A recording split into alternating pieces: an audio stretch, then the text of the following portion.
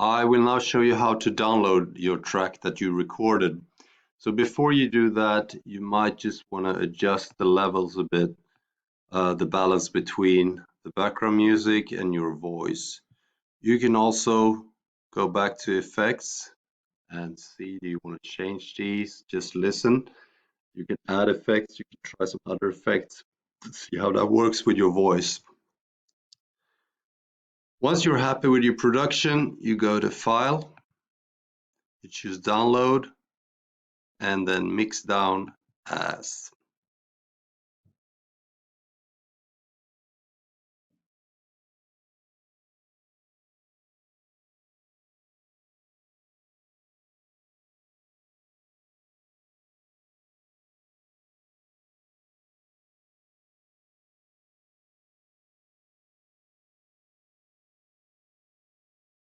Almost there.